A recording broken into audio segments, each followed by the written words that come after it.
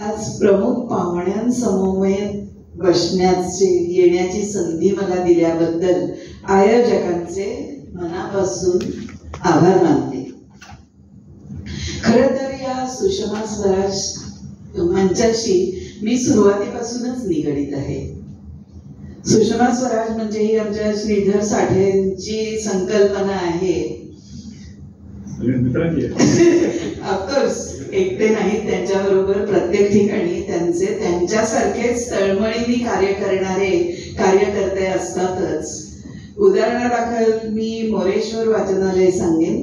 त्यांच्या या सहकार्यांबरोबर शब्दशः शून्यातून त्यांनी हे वाचनालय सुरू केलंय आणि आता 25 वर्षानंतर ते वाचनालय स्वतःच्या वास्तूत स्थिरावलेलं आहे.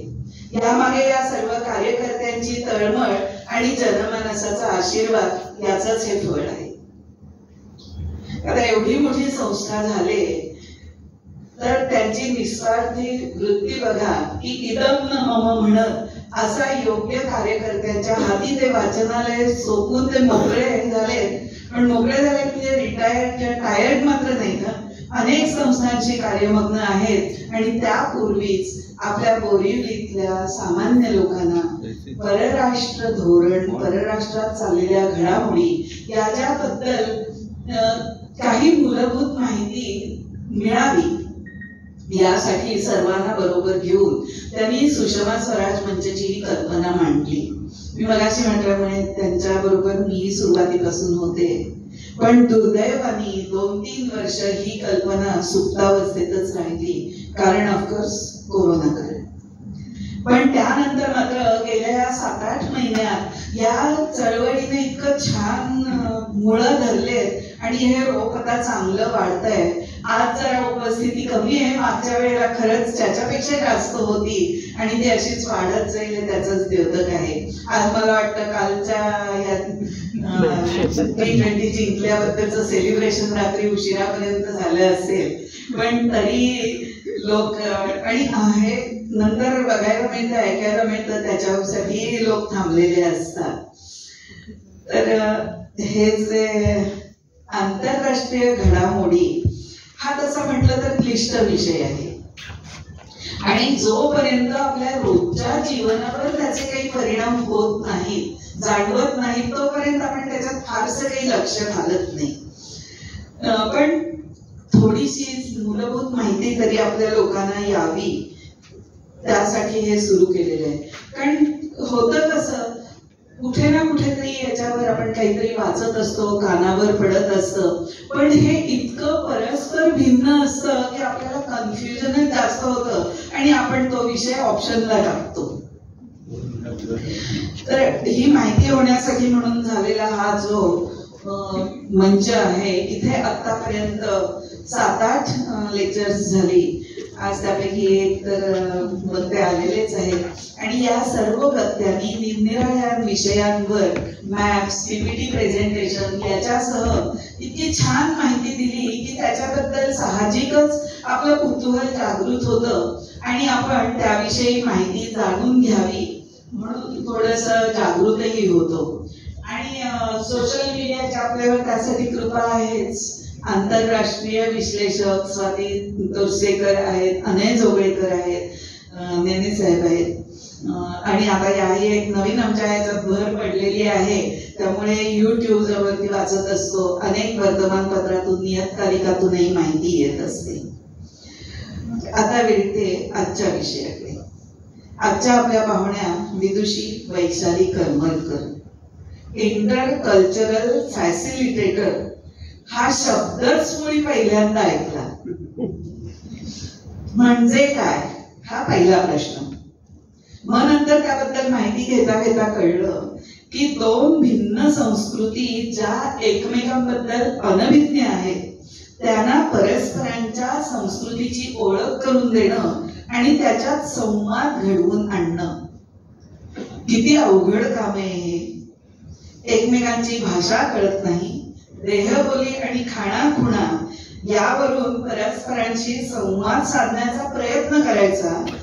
बऱ्याच वेळेला असं होतं की एकच संकेत एक असतो पण त्या दोन भिन्न संस्कृतीमध्ये त्या विरुद्ध अर्थाने वापरला जातो, म्हणजे मग गैरसमज सुद्धा जास्त होण्याचाच धोका असतो.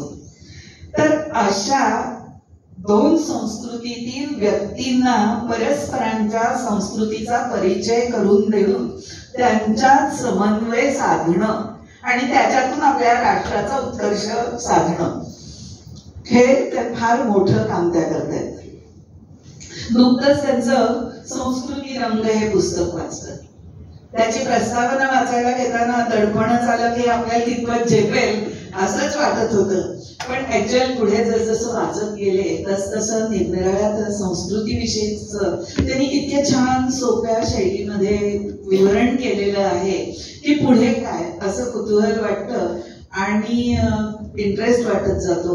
निरनिराळ्या संस्कृतीतल्या निरनिराळ्या संकल्पना वाचताना गंमत वाटत जाते. त्यातील एकच प्रसंग सांगते. मगाशी मी जे म्हटलं की एकच संकेत असतो पण विरुद्ध असतं. तर आपण भारतीय हातानी बोटानी जेवल्याशिवाय आपल्याला समाधान होत नाही. पण हे पाश्चात्य संस्कृती किंवा युरोपियन संस्कृतीमध्ये असंस्कृतपणाचं मानतात आणि त्यांच्या समोर असे जेवत असते तर त्यांच्या मनात साहजिक असा विचार येतो, काय अश्मयुगातली माणसं आहेत ही अजून.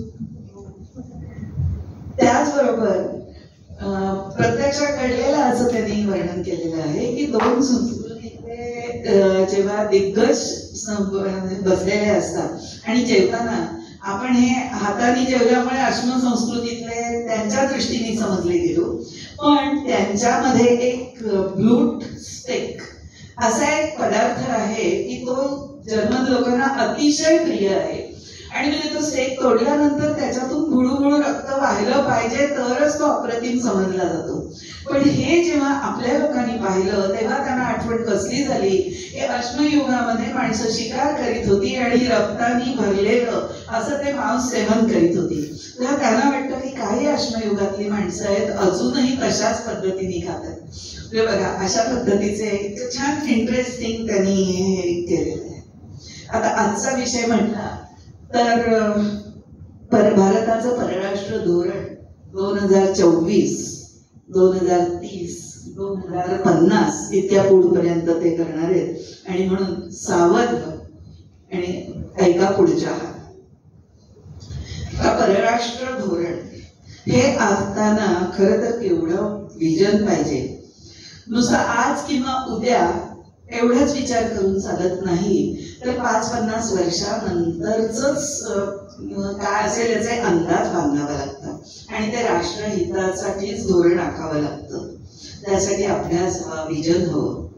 आता याबद्दल आपण म्हणाल तर अगदी अल्पज्ञ किंवा अनभिज्ञच असतो म्हणा ना, पण उथळ पाण्याला खळखळाट फार. याप्रमाणे कट्ट्या कट्ट्यावर भारताचं परराष्ट्र धोरण, त्याच्यात आपलं काय चुकलं, कुणाचं काय चुकलं, काय करायला हवं यावर विषयी अगदी चर्चा घडत असतात, जोरजोरात चालू असतात.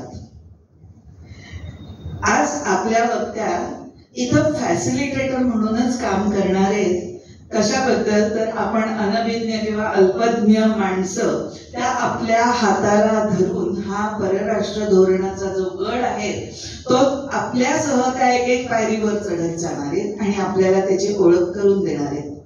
आता तो गड आपण किती चढायचा हे प्रत्येकाने आपलं आपण ठरवायचंय, पण त्या सुरुवात तर नक्की करून देणार आहे. त्यामुळे मी आता थांबते आणि त्यांना विनंती करते की त्यांनी त्यांचा विषय मांडावा. आम्ही सर्वजण ऐकायला उत्सुक आहोत.